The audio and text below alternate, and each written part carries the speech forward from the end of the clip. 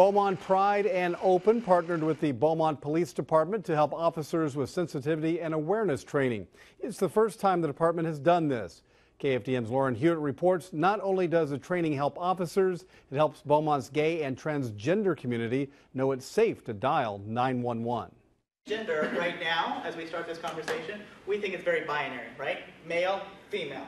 We forget there's a lot of stuff in the middle. Lou Weaver is a consultant from Houston. He trains law enforcement and businesses in LGBTQI awareness and sensitivity. So we're covering the lesbian, gay, bisexual, transgender, and intersex communities, and we're talking about terminology that not everybody's familiar with, right? So how do you talk to and talk about these communities?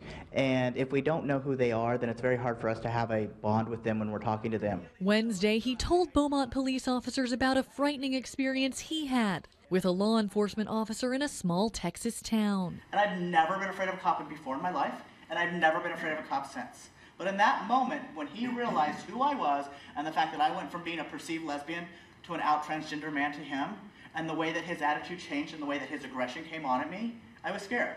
The goal of today's training, to help build the relationship between Beaumont Police and the LGBT community. So if you're pulling over somebody or doing a routine traffic stop, making sure that you are able to find that common bond so that you can have a communication, and so that the person that's making a report to you is comfortable with you. Oh my gosh, it's a dream come true. I've always hoped that the Beaumont Police Department would have a training like this, and it's happening today.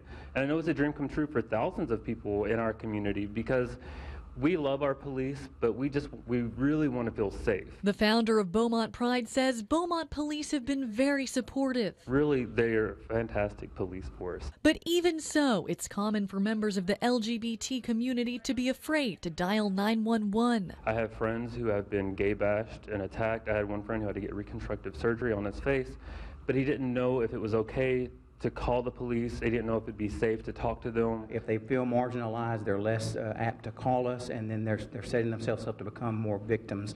So we don't want that to happen. We want them to be able to call us, feel safe about that, so we can make sure we protect them. A step toward communication and understanding that makes the community a safer place for everyone. In Beaumont, Lauren Huet, KFDM 6 News. Today's training was not connected to this Saturday's second annual Pride Parade. Participants say it's important to have open lines of communication all the time.